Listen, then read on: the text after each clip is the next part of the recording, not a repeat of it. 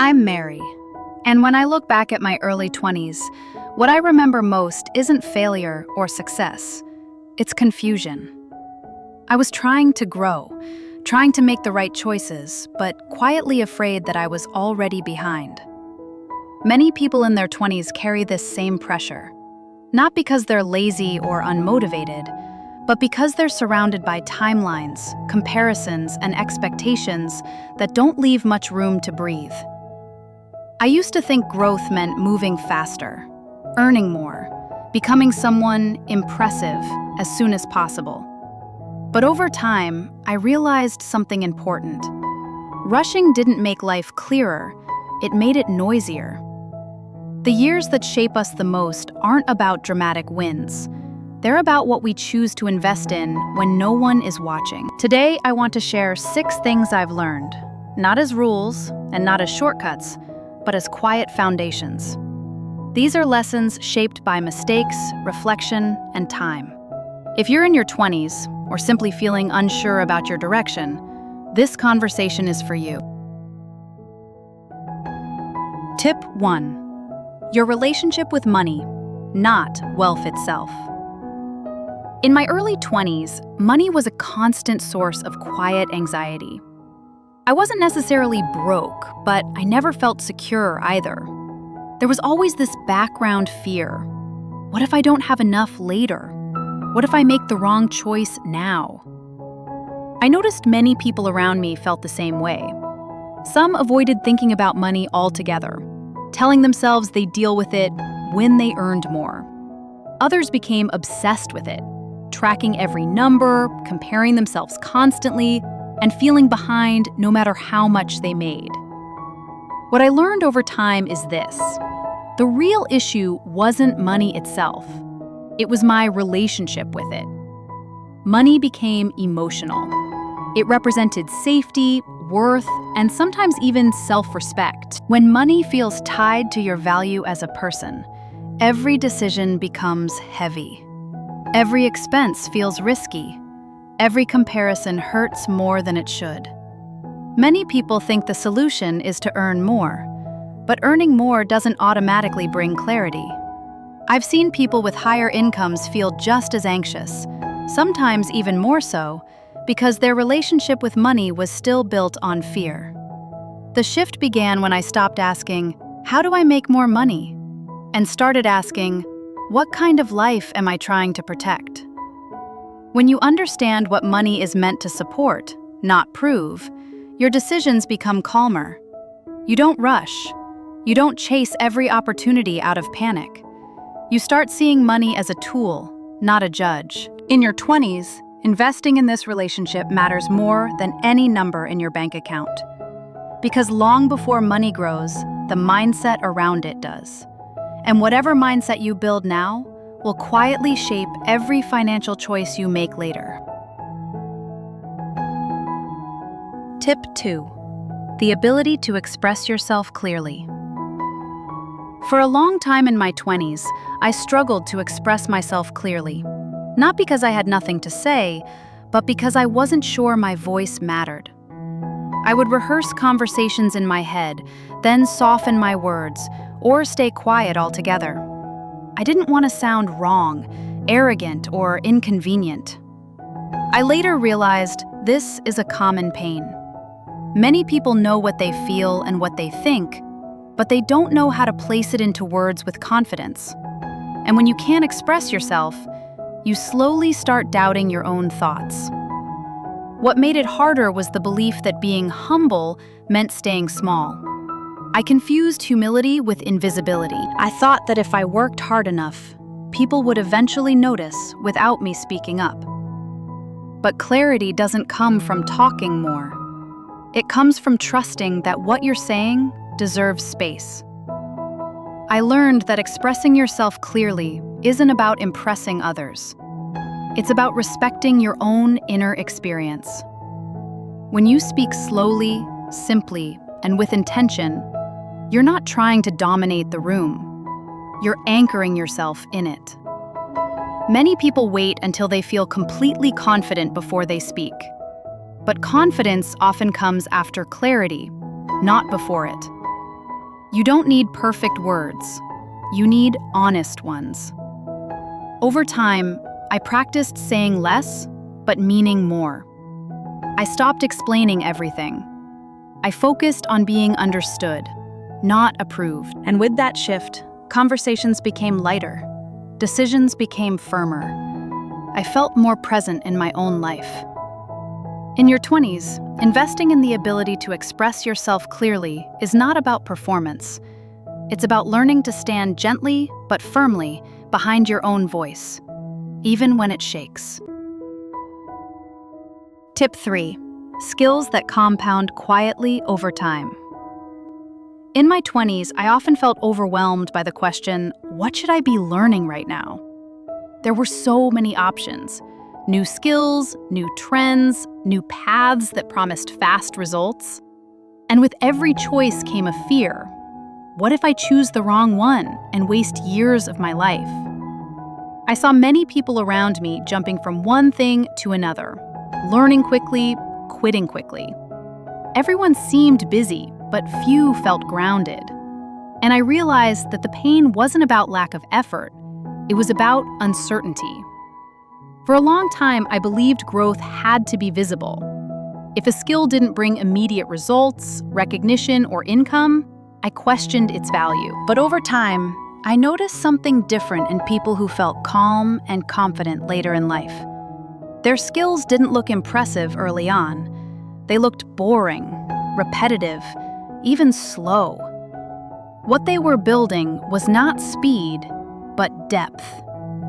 Skills that truly matter tend to grow quietly. Communication, critical thinking, writing, emotional regulation, the ability to learn and unlearn. These skills don't reward you instantly, but they compound, like interest, over years. The shift for me was letting go of urgency. Instead of asking, what skill will make me successful fastest? I started asking, what skill would still matter if everything around me changed? When you invest in skills with long-term value, you stop chasing relevance. You build resilience instead. And that kind of growth doesn't burn you out. It steadies you.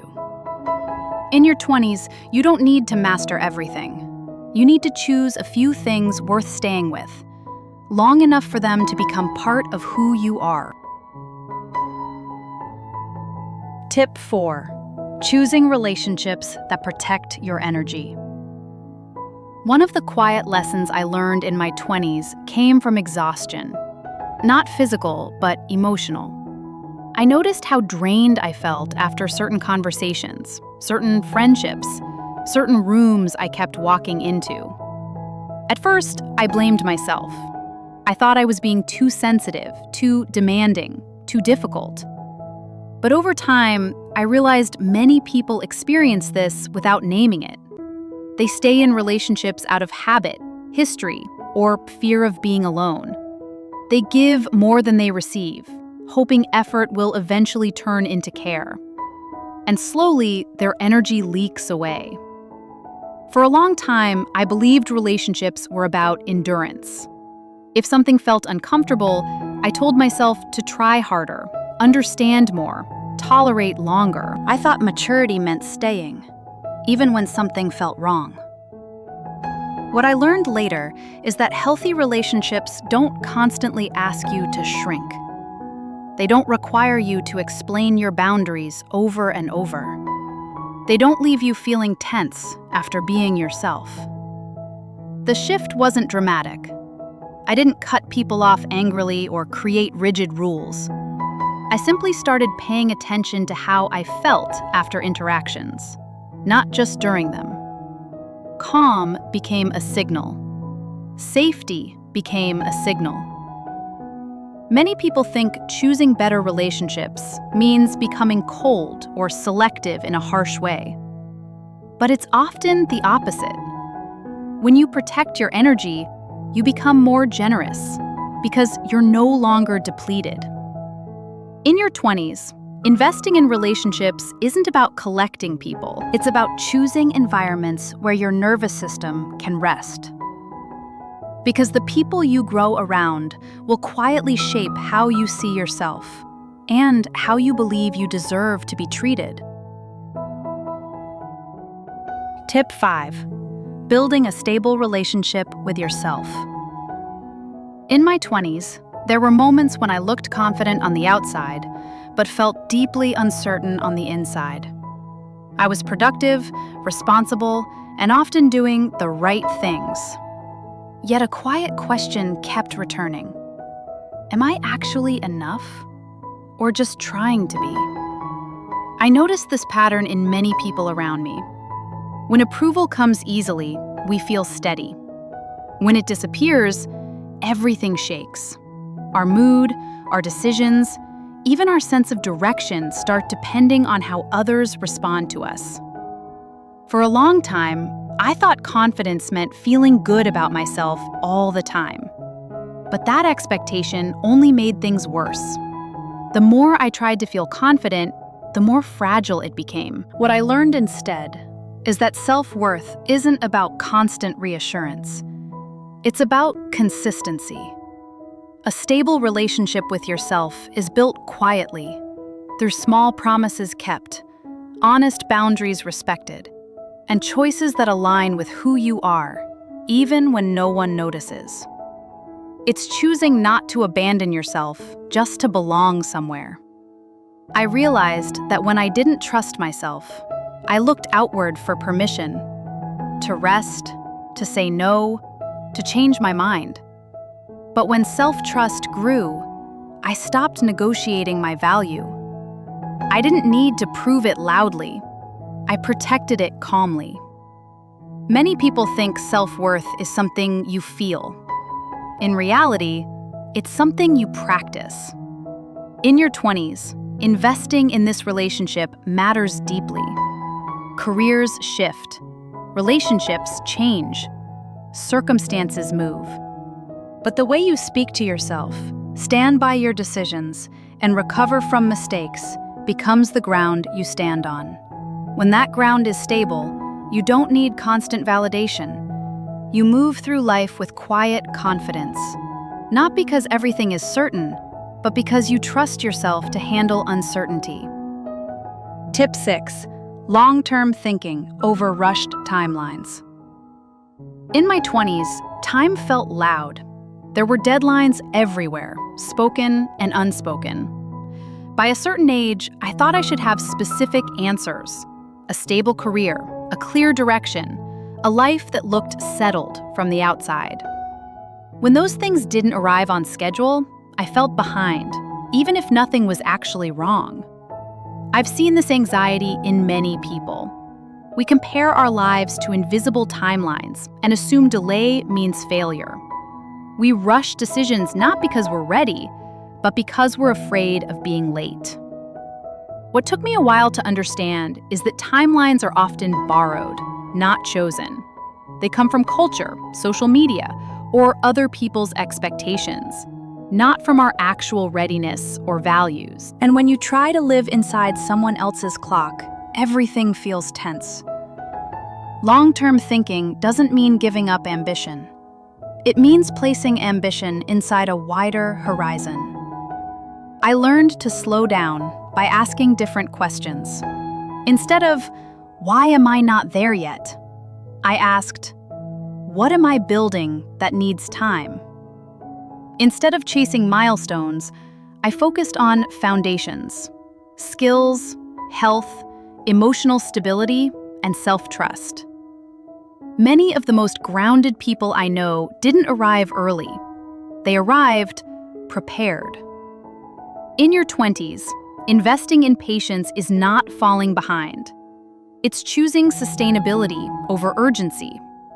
It's allowing growth to unfold at a pace your life can actually support. When you stop racing the clock, your decisions become more honest. You choose what fits, not what impresses. And slowly, time stops feeling like an enemy and becomes an ally. As I reflect on these 6 ideas, I want to be clear about one thing. They're not meant to rush you.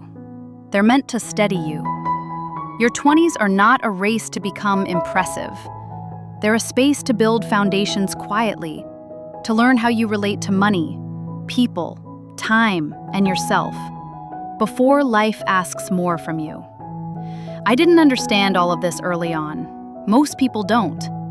But what makes the difference isn't getting it right the first time.